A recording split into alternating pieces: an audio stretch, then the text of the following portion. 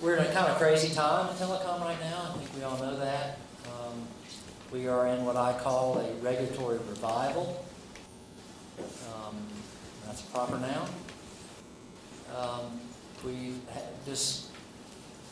dismantled many of the bipartisan deregulatory efforts of the past 10, 15 years. Special access and forbearance and all these things. And we're getting newer regulations. We had a transition, an IP transition, which was supposed to mean going from Title II to Title I, and now it's been hijacked, and we're going from Title I to Title II. So we have a very different IP transition than what we intended, or expected, I think. There are cord cutting, over-the-top video is radically changing that business. There's a lot going on. And as part of that is the discussion of investment in the sector. And the reason we're so interested, we're always interested in that, is because of Section 706 and its actual use of the term infrastructure investment.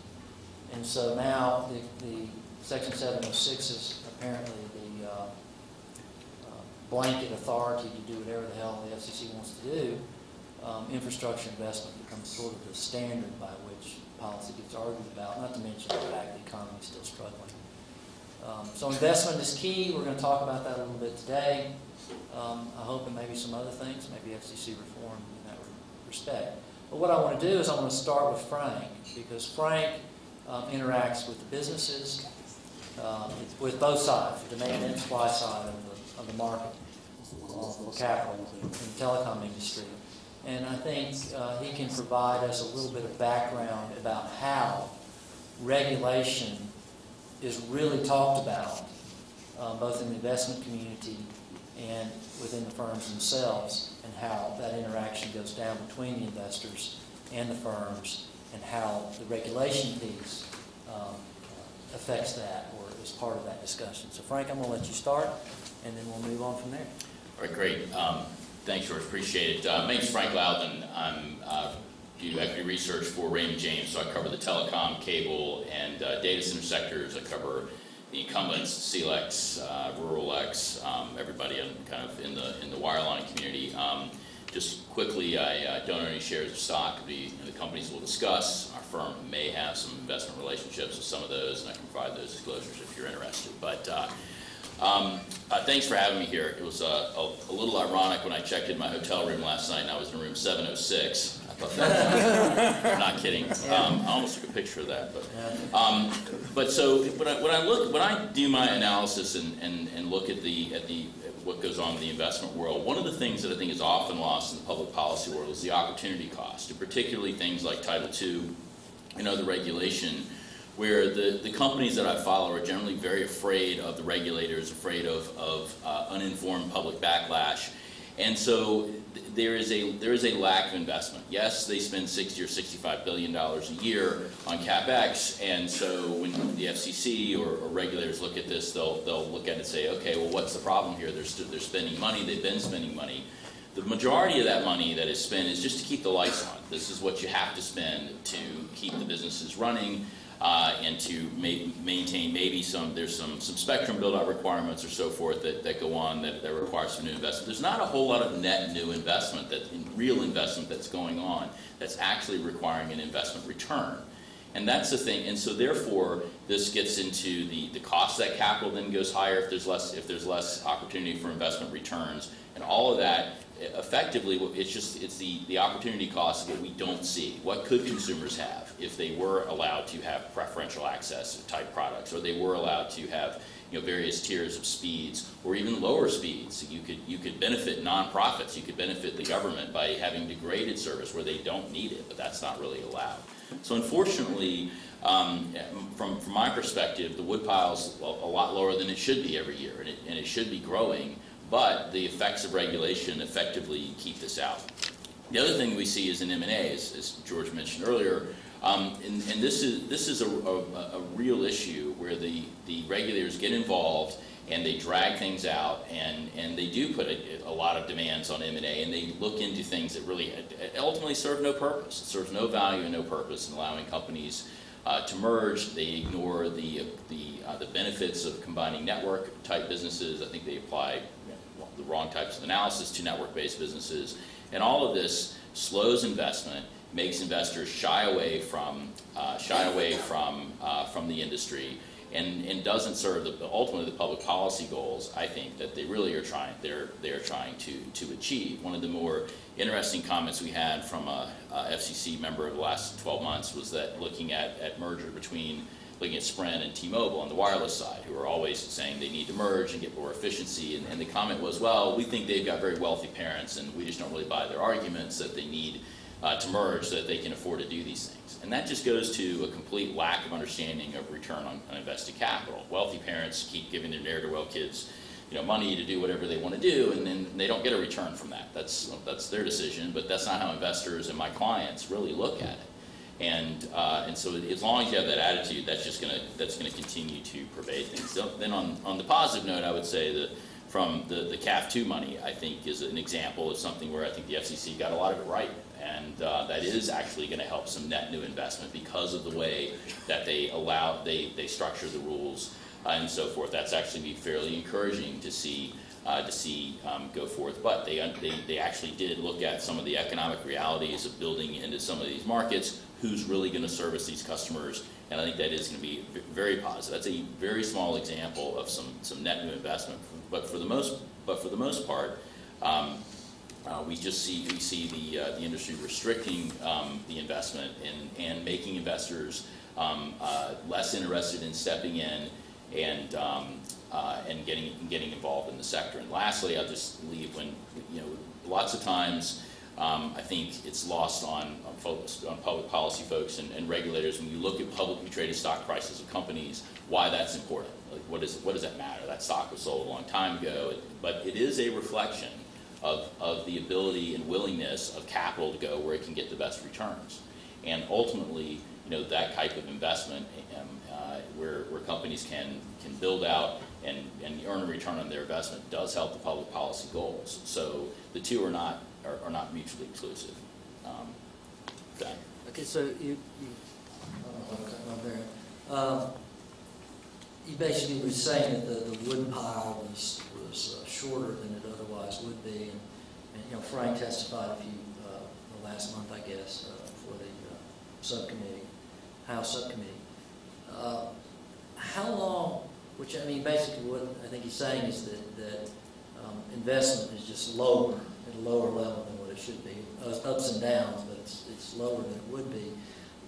Do you think this is a relatively recent sort of suppression, or how long do you think that firms, has it always been that firms are shying away? Or it's always been this way, and that's the issue. That's where it makes it very difficult to see. For the last 10 or 12 years, let's just throw out any period of time, you would have seen higher levels of investment, more network expansion, had they been able to sell additional products on the networks without fear of regulation, without fear of having to resell them immediately as soon as it's out. Oh, we're going to have to resell it to create artificial competition, and so the companies just don't spend.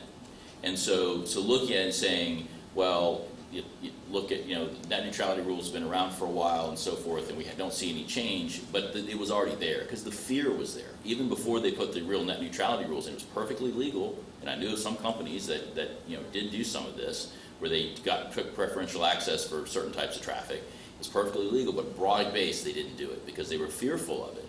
And consumers have missed out on additional products, and the investment has been lowered, and the networks are less effective as a result. So, because that fear of retribution has always been there, the fear of the regulation coming back, it's been a suppressed level for many, many years. Does the industry, both sides of the transaction, do they sense that this is getting worse? That they're, like I said, the regulatory revival in the industry is making it even riskier? Sure, that's the fear. So if you looked at Title II, okay, and you look at all the forbearance and everything, and if you said that it was never going to change, that is how it's always going to be, and it would never change, it's kind of what it always has been. You're still going to get the status quo that we have now, which I would argue is a suppressed level of investment, but it may or may not get worse. The problem is when you open up Title II, and this is the fear from the companies, is that it doesn't change because you don't know. And now you have a slippery slope that it could get substantially worse. Costs are going to go up for cable companies. Costs are going to go up for non-ILECs because of this. And just look for example. Look at what Google Fiber did. Look at the links that they went to avoid being a common carrier when they rolled out Google Fiber. Yeah. They had this little product called Google Voice. Yeah. Couldn't find it. They would verbally tell you in the store about it, but they didn't want anything to do with it because they wanted to avoid the regulation. Look at that investment that happened because they were non-regulated. And I would just argue that it's not going to improve. All right. So we're in the companies. Let's talk to a company guy.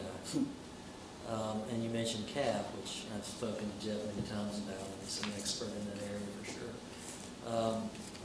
I'll just leave it open for you, Jeff. What do you think about that and about the general issue you're talking about? All right. Thank you, George, for inviting me, and thank you guys for coming. I've been coming to many of these over the 15 years, and it seems like I always learn something. And indeed, I just learned a couple of things from Frank. It's always a really good discussion. I'm going to try the government disclaimer here to a degree. I am going to talk about the business side of it. I work for CenturyLink. I don't think CenturyLink would be opposed to anything I'm going to say, but I'm going to speak as myself because about this from a business perspective, just what I sort of my perspectives. And it's interesting because we're a couple months away from the 20th anniversary of the 1996 Act. That would be February 8th, 1996. And the goal was to create a pro-competitive, deregulatory environment for telecommunications. And I think if you look at it from a business perspective, net neutrality is the 1996 Act in reverse. Sort of like King Midas in reverse. I think it is an effort to create a regulated natural monopoly out of a competitive marketplace. What do I mean by that? Well, if you just take the goal, for better or a little better, the goal is really very clear. Net neutrality advocates want a very, very fast service that is virtually free, both to consumers and to edge providers, and offered on an all-you-can-eat basis. So no capacity constraints, no metering. Okay, that's clear. That is what the goal is. That's a public good, right? That is a public good. So we're trying to use regulation to create a public good where a competitive market would not do so. Now, the interesting thing about public goods is that, from an economic perspective, there isn't as much investment as society would like because the benefits are externalities and are not captured. We don't let, in this particular case, the goal is to make sure that the network provider doesn't make money, or certainly not much money. It sounds to me like the antithesis of Section 706. We're not trying to promote investment, but to actually discourage investment because we want a particular outcome. Okay, I mean, that's what it is. I don't know how you use 706 to justify it, but let's just be clear. This is what a net neutrality advocate typically is arguing for, and it may be a great thing. And then the hope is that those public good investments, these networks, will create massive positive externalities, great other things, economic development, health, education, welfare. Again, great stuff. But then the hope is that those externalities will somehow promote investment, which is an odd linkage in economic theory and odd to a businessman because those benefits aren't realized or shared. We're not allowed to share in those. So why are we going to do the investing? And indeed, net neutrality advocates often do look for monopoly beneficiaries of some of these externalities, edge providers, municipalities, to take some of their monopoly profits and actually invest in broadband. So it's not totally incoherent theory, but it's, like I said, it's in reverse. Because if you ever do get those taxpayer subsidized networks or advertiser subsidized networks, You ever get one of those and you get your fast, free, all-you-can-eat internet, there's no way there's going to be any competition with that. You can't have competition or a market there. You have a monopoly, which then puts us back where we were before the 96 Act. So to me, net neutrality, this is me speaking, Jeff Lanning, to me, net neutrality is the 1996 Act in reverse. Very clever. I told you knew a little economics. And I think it's interesting because I was actually just working on that on municipal broadband, thinking about that issue.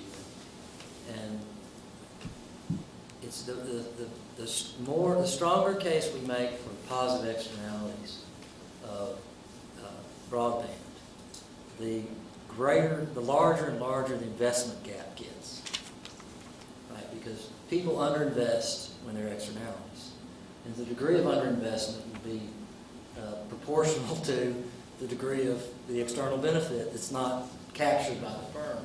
So the more we spin this story up of the positive externalities, the worse we're going to feel about the level of investment. And competition cannot solve that problem. All the models of the underinvestment, if you ever look at them in a textbook, they're from a perfectly competitive market. And so there's always underinvestment with externalities. Competition, even competition can't solve that problem. But that's very clever. Lanning's always got little clever things like that. Democratization of the internet governance. That was one of my favorites. Well, we can't talk about investment and Title II without Hal Singer being on the panel, who is, fortunately, is him at the front of the lines on this issue right now, and not me, because it makes me want to throw up. So Hal, you've listened to these business guys talk about it, and you've listened to a lot of other people talk about this issue, and you've written a lot about it, looked at this thing. What's your take on the investment effects of the reclassification? Sure. Or network neutrality in general. Sure. Well, I'm a big fan. I thank you for having me here. I have to point out the obvious. CapEx is down across the large ISPs. There's no disputing that. We're down around $3 billion through the first 9 months of this year compared to where we were in the first 9 months of last year. And if you include the pure play wireless ISPs in that mix, we're still down by about $2 billion. This is a really sad state of affairs when you consider what just $1 million of CapEx does from telcos. If you appeal to the traditional job multipliers, you can get about 20 jobs for every $1 million of investment. So take $1 billion away, it's 20,000 jobs. Take $2 billion away, you can do the math. So this isn't great. Now a lot of folks are upset that maybe other things could be causing this slowdown. They like to say that. We've reached the end of technology. 4.0 was the latest wireless flavor. For LTE, fourth generation was the latest flavor. And DOCSIS 3.0 was the latest flavor of cable. This just happens to coincide with the Title II reclassification. And I would point out that this. It is hard to know what the counterfactual is. It's hard to know what would have happened in the absence of Title II, right? But I will point out this, that U.S. Telecom has been tracking CapEx, aggregate CapEx of the ISPs for the last 10, 15 years. And we have seen year after year increase in the aggregate over the past decade, with two exceptions. One was the dot-com crash, and the second was the Great Recession. With those two exceptions, we've seen year-on-year increases in aggregate CapEx among the ISPs. And this year we're going to see a decrease, and it's not going to be demand-driven. It's going to be driven by something else. And so to me, that is strongly indicative that the regulatory environment is scaring the investors. I also want to point out that the FCC, in its Open Internet Order, created this template for measuring the effect of a regulation. You remember the Free Press study that purports to show a 55% increase in telco CapEx around the time that they were subjected to Title II is the empirical linchpin in the Open Internet Order.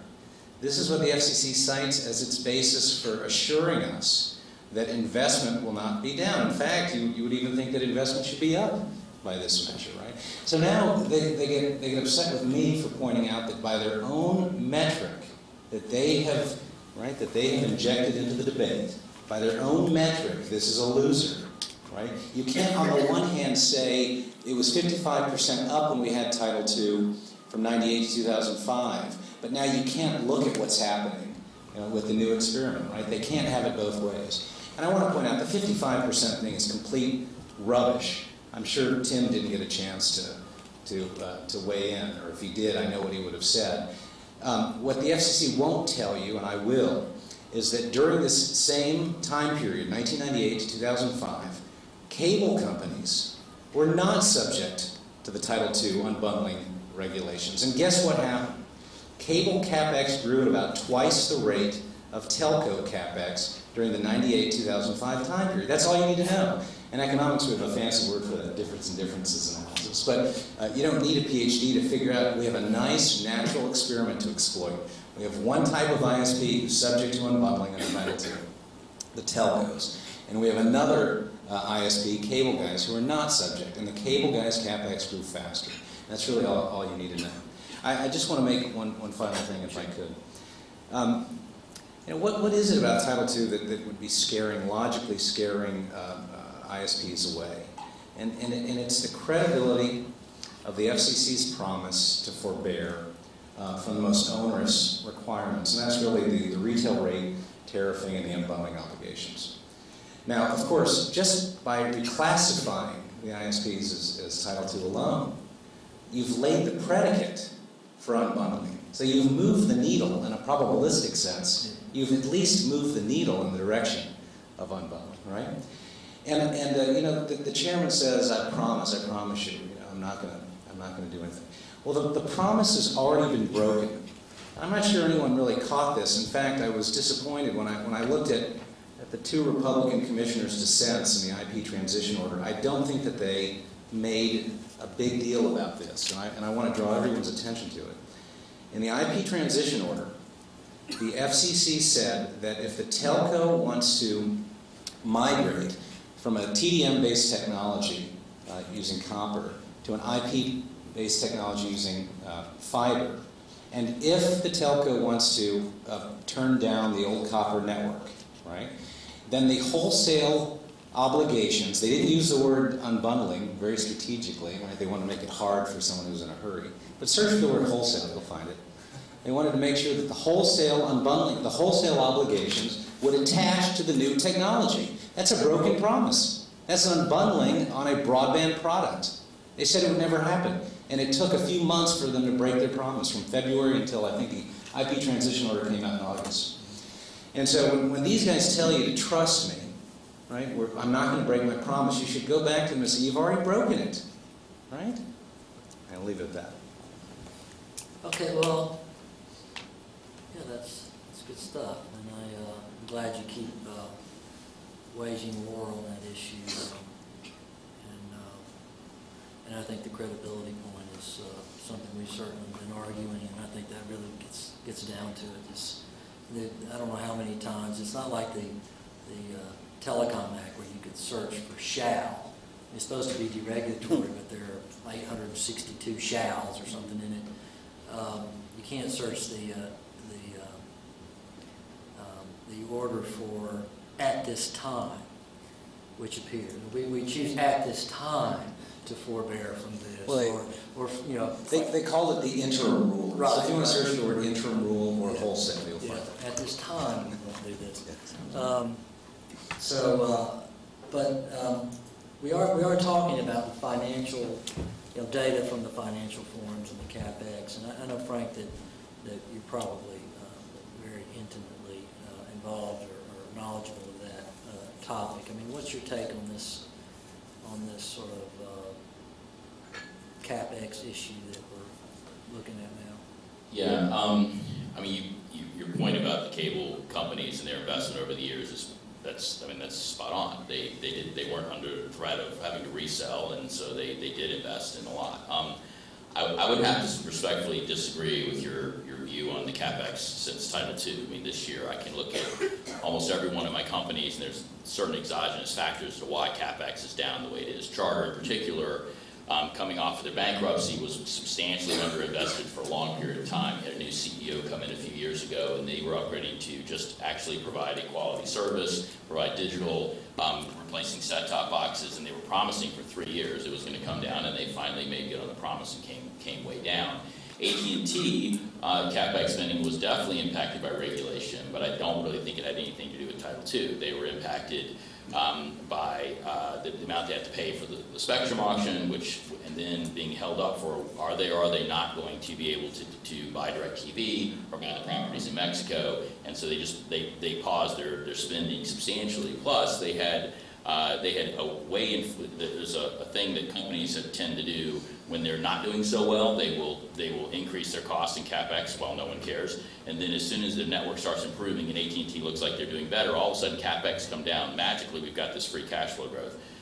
So the forecast for this year had been for much higher levels of CapEx, but a lot of the CapEx they've been spending for the last few years was an internal project. There was capitalized labor and capitalized software in there. There's not a whole lot of actual investment. That wasn't really a surprise. And I could continue to kind of go on, but I think from my view, I don't think you will see a change in the cost of investment and the actual levels of investment based on Title II after the court case. Then we know what the real rules are. And so I find it, you've got your economic data to look at, but I find it difficult from where I sit to see where Title II has really impacted the spending. There's a lot of exogenous factors. Some of them are regulatory, but not necessarily Title II. Unfortunately, I wish I could say that it was Title II, but at this point it's not. I'm sure I will be able to say that someday. I think Hal made the point well, is we're sort of using somebody else's model here, and that somebody else happens to be the FCC's model of how we measure the impact of net neutrality on investment, and that is to say, oh, well, we started this in 2010 and firms have invested $80 billion, whatever, over that time period, and to which the economist would say, well, what if they would have invested 100 without it? You know, and that's the proper response to a question like that, providing a counterfactual to it. It's difficult work to do. And then how much of the spending is just necessary to run the business? It's necessary to run the business. I mean, normally, if you put a new roof on your house because there's a leak, you didn't invest to improve your house. Right. And so it's that net incremental investment that can drive returns and expand products and services that is just never measured. in empirical research, when you measure investment, you always measure it as a fraction of the capital, of the total capital, total plan. You count just for depreciation itself, replacing depreciated equipment over time is something that you've got to do to survive. And there is one other important point that I know Frank and how you guys work with, but it's worth remembering, and that is that the ISPs you're looking at are not pure plays. They are not just in the ISP business, and so if they shift investment away from new broadband or better broadband into cloud or something else, that can be definitely a response to the change in the regulatory environment. It would be very hard to pick up in the bottom line CapEx numbers. I want to move in a slightly different direction, and that is where we have these issues. We have Hal pointing out to some pretty shoddy analysis of the FCC on investment effects. It fails to satisfy. You saw the review of the Hassett-Shapiro study. If you applied the same standards to what the FCC had done, you would reject the FCC's argument as well, something I covered in my recent Bloomberg piece. But I want to say, I want to ask Tim this question. He's recently been at the FCC and has studied regulation for a long time, been in the Department of Justice and other antitrust agencies in Canada, I think. What do we do about making policy better, about making the economic analysis of issues better? How do we make the FCC better in terms of understanding the implications of what it's doing? Thanks, George, and thanks everybody for coming here too. I probably should start with a couple of disclaimers of sorts. As George said, I was at the FCC until the end of 2014, and so is this? Okay. Oh, sorry. A couple of disclaimers. I was at the FCC through 2014, and so since then I've adopted what I call the reverse disclaimer, which is that nothing the FCC says necessarily represents the views of Tim Brennan and on his staff. And by the way, you're looking at his staff. And the other one, kind of on the topic that's right in front of us, is that I've had basically two kinds of jobs in my career. One is as a federal employee, and the other is as a university professor. And I have the knowledge of capital investment that comes with both of those occupations. So I think there are some lessons to be had. First of all, the way I've been thinking about some of these issues isn't so much on the investment level specifically, but what sorts of things am I sort of concerned with? Looking at the prior record, what kinds of things have been, when you look at the open internet order, what did the FCC says? Well, what are the bad things that we're trying to prevent? What were the bad acts that stimulated this, as opposed to sort of bad acts in theory? And there's somewhere between 2 and 4, depending upon how you regard things mentioned in footnotes. And there's sort of cautionary tales that I think speak to the investment issues that the others have mentioned with more expertise than I have. The famous Madison River case, for example, one takeaway from that could be that if you decide to expand into another market, in this case from long ago from voice service into broadband, that you may not be able to keep your original business plan, because someone says that now you've got to open your market to other people in a way you didn't have to before. And so will enforcement of this cause people to have to, change their way of operating? The Comcast BitTorrent obviously raises questions about network management. There's a view among many advocates in the open internet side that basically kind of if there's no investment, there's no problem because it's an infinite, it's a non-scarce resource. So why should we bother to invest anything? We don't need to worry about charging upstream people for how much they use because it's basically an unlimited resource. The only thing you have to worry about is interconnection, and then once you've solved the interconnection problem, there's nothing left. And there's some other things too. The Apple, AT&T arrangements and exclusive dealing, is that going to get prohibited and stuff like that. In terms of how to improve things, so the one thing that I was struck by when I came to the FCC, I knew that there wasn't the equivalent of an economics bureau, say, like the Economic Analysis Group at the Antitrust Division, the Bureau of Economics at the FTC. What I was shocked to discover was that the economists within the bureaus don't report to the chief economist in that bureau or to other economists. And you can, you don't have to go very far to guess what the effects of that are going to be on professional identity and independence. And I should probably say that I sort of began my career out of graduate school at the Justice Department back, what then called the Economic Policy Office in the late 70s, which was formed not that long before as a set-aside office of economists just to guarantee that kind of independence. So it's something I've been sensitive to throughout. And one reform I mentioned when I was there, and I would be happy if people would sort of kick it around a bit, is it something that might strengthen the voice of economics. I don't think economics should control the FCC, but something that might strengthen its voice and its independence there might be to, at least at minimum, have set it up so that the economists reported to other economists as much as possible. I probably might mention that the chief economist there doesn't report to anybody really, and nobody reports to that person. It's much more like a visiting academic than it really is being something like the director of the Bureau of Economics, for example. Well, thank you. I do. Larry, how much time we got? Okay. Let's talk about policies that might affect investment. And I think if you look at speeches made today and orders written today, these days, you would say probably the two drivers outside of regulation, which is a weird thought, is competition. Competition is good for investment. And municipal broadband is good for investment.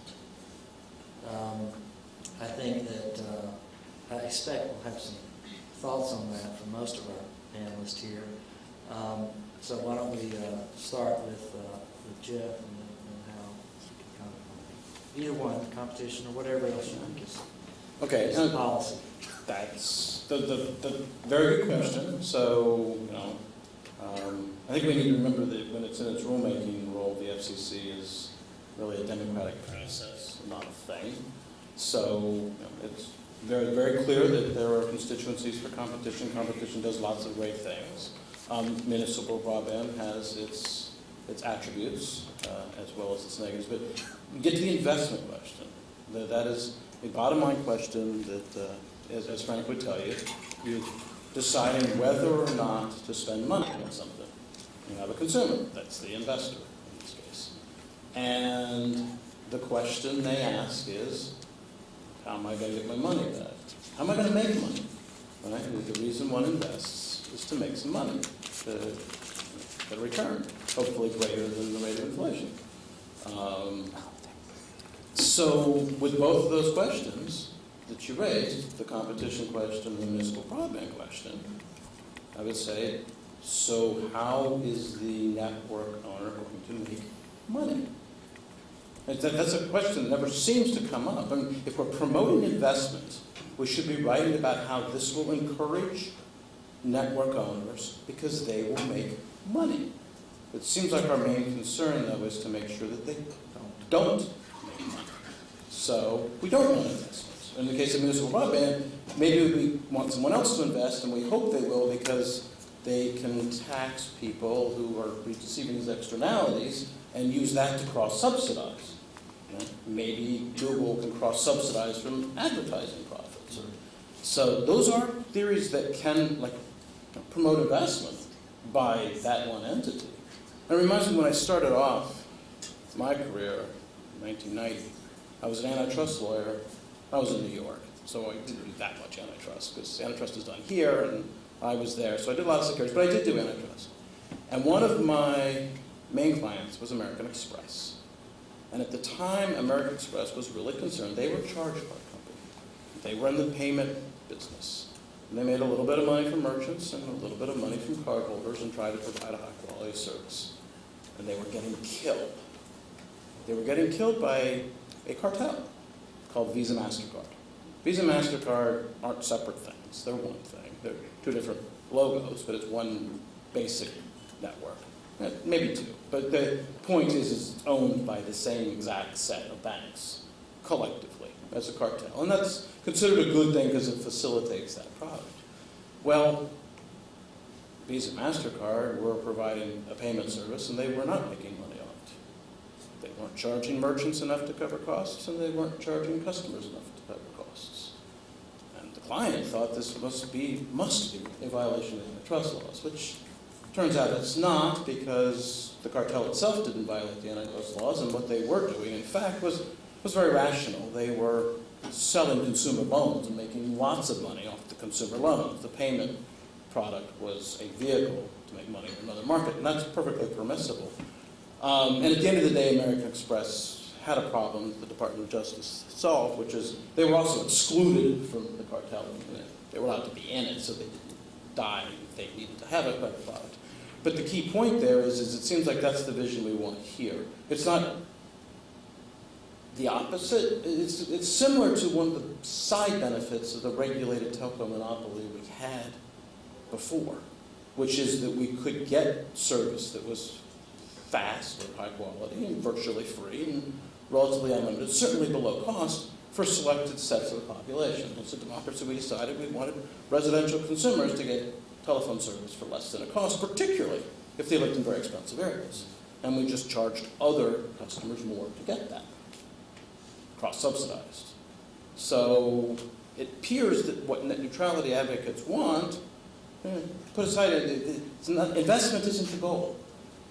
The goal is fast, free, and all you can eat. And if it's a monopoly, so be it.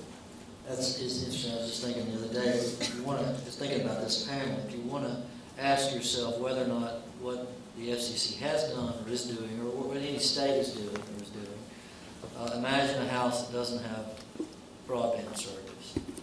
And does the policy increase the likelihood that that house would get it? Or does a house, say, have only DSL and you want it to have fiber? And say, does this policy increase the likelihood that that house will have fiber? And about the only way you can increase the likelihood is to make it more profitable to provide that service. And it seems, for the most part nowadays, all we're doing is trying to eradicate, eliminate profits from the provision of the network itself. How? So let me weigh in with two thoughts on the muni broadband issue, and I hope these are fresh for you guys. The first, I want to draw your attention to a Mercatus graduate student thesis that was published last year. Found a very interesting thing, and that is that there is no linkage between muni investment and private sector employment effects. He could find a connection between muni investment and public sector employment effects, but he could not find a linkage between muni investment and private sector employment effects. This is very interesting to me, and why is this going on? When, in contrast, what you can find, and I've done this with using the NTIA broadband mapping data, you can find a linkage between private investment and private investment in broadband and private employment effects. So what's going on? So that's the puzzle, empirical puzzle. We all ought to be focusing our energies trying to figure out what's wrong. And I want to offer you one hypothesis as to what could be going on.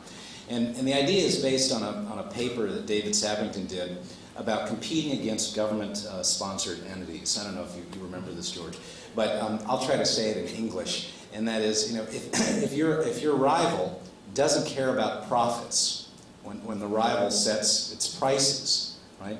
That's going to make it a very challenging game to compete in, at least profitably, right? So you don't want to be competing against someone who doesn't care about profit maximization, because they're going to be much more aggressive on prices. You can kind of see to the end of that game.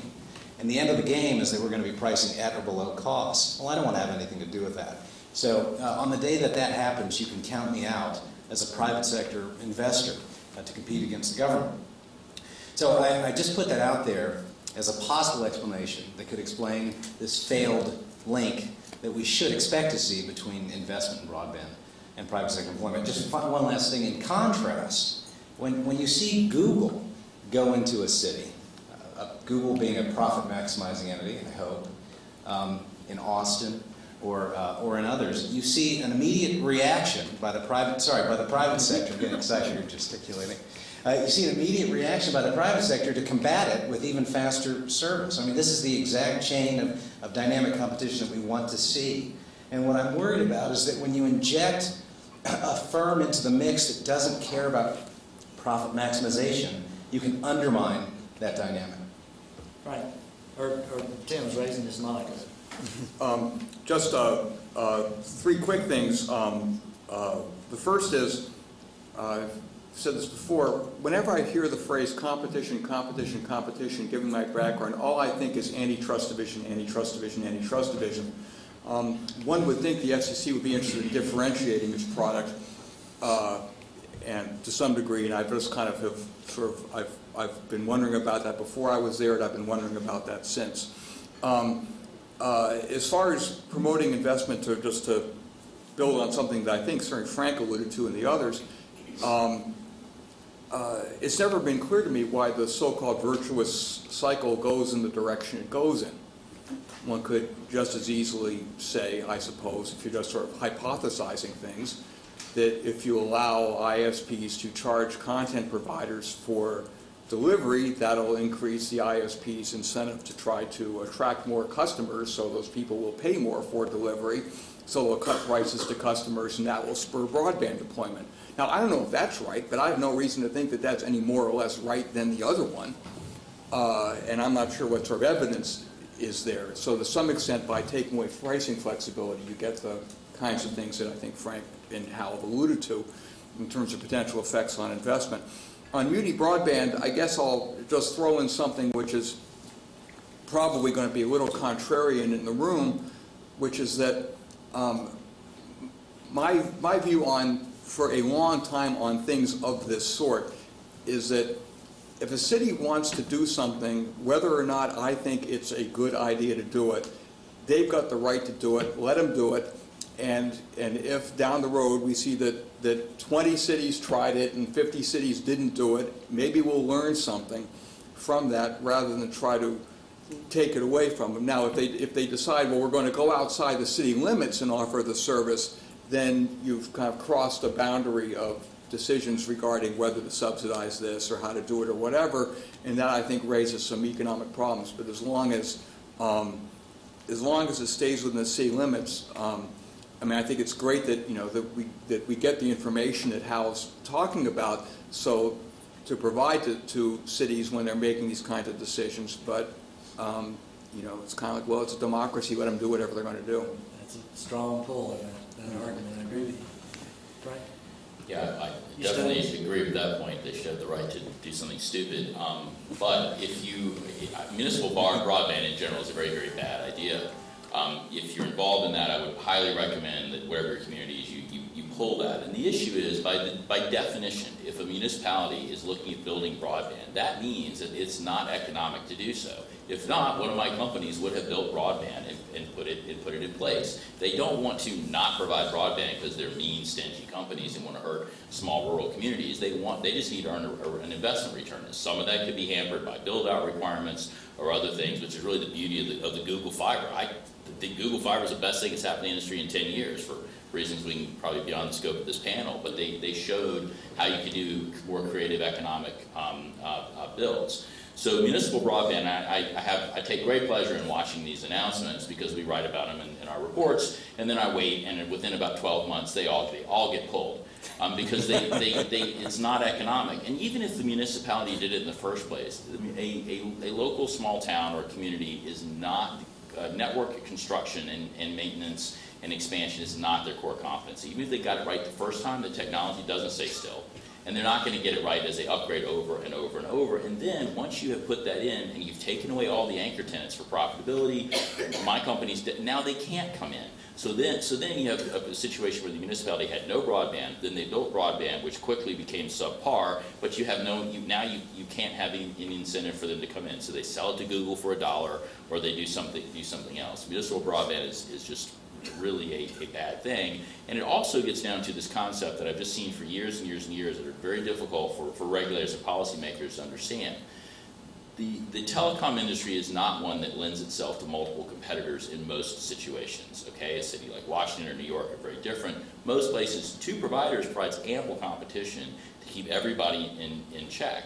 But that is generally not viewed by a lot of economists on the other side of the world as sufficient competition, and that's very unfortunate. If you would just look at the realities of a duopolistic situation with a high fixed cost investment, like telecom, it makes a lot of sense. Speaking of the '96 Act, Jeff and I worked at the FCC together back then, and the thought of having a duopoly was, that was candy, man. That was what we were after, and we thought that'd be the greatest thing ever if that happened. And I think Larry used this joke in the media one time amongst guitar players, and Frank and Tim and I and Jerry Ball are all guilty of having what we call GAS, which is guitar acquisition syndrome. And the question, I think it actually comes from Jerry, is how many guitar players does a guitar player need? And the answer is one more. And that's sort of the way we look at competition in telecom, is how many competitors do we need? One more. There's never enough. It'll be a cozy triopoly with three, or a cozy quadopoly. And sometimes we just jump to oligopoly and just say that's bad too. What's interesting, and I'll have a piece coming out not long that shows this, is, and we have policy paper 21, which I hope you've all read, industries have equilibrium industry structures. There's only so many firms that can serve a market. That's why you have so many, a certain number of grocery stores and a certain number of banks, and you'd think that there is no limit to banks, but there is, and a certain number of Starbucks and all those things. There's a reason that settles on a number, and that's because there's market size, there's the cost of being in the business, there's the competitiveness that comes along with it.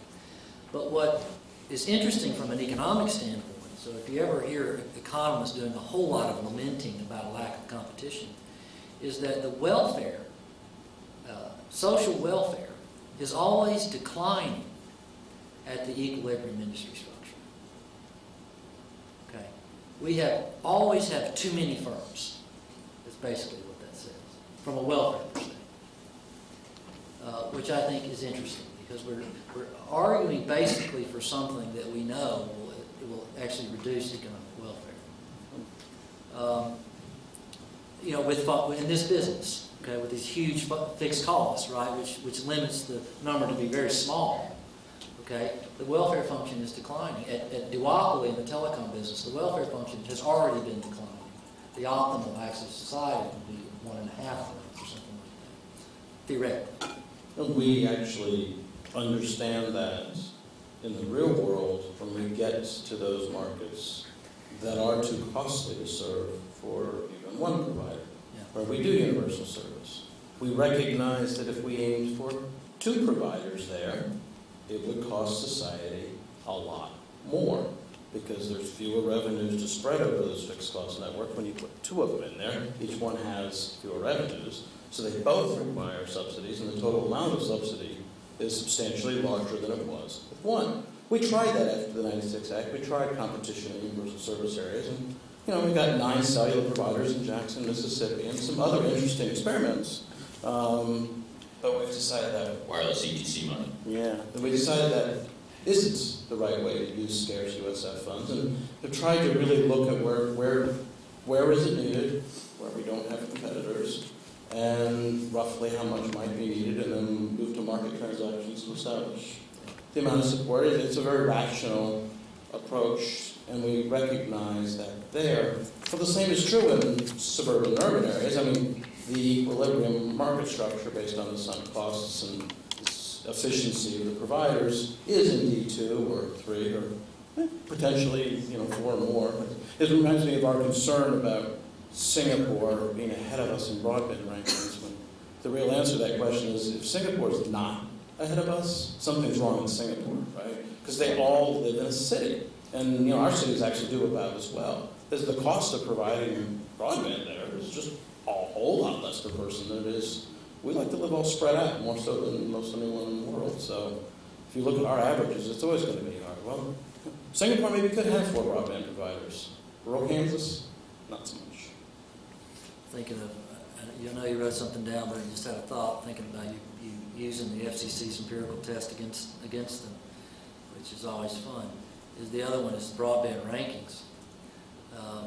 How much have broadband rankings changed since we passed network neutrality? Now, I believe broadband rankings are utter nonsense, but that was the standard by which we judged policy for a very long time, and I think we've probably gone down, if anything, since 2010. But that's neither here nor there. I was just going to suggest if you want to turn over any questions, or sure. Are there any questions from the floor to this esteemed panel? Or is it time to switch it out? Is Larry still in the room? It's probably time for us to get down. If there are no questions, we will move on to the next panel. I want to thank you all for doing it. This was exactly what I'd hoped for. It was an excellent conversation, and by some people who obviously know what's going on. So let's give them a hand of applause, and we'll move on to the next interesting people.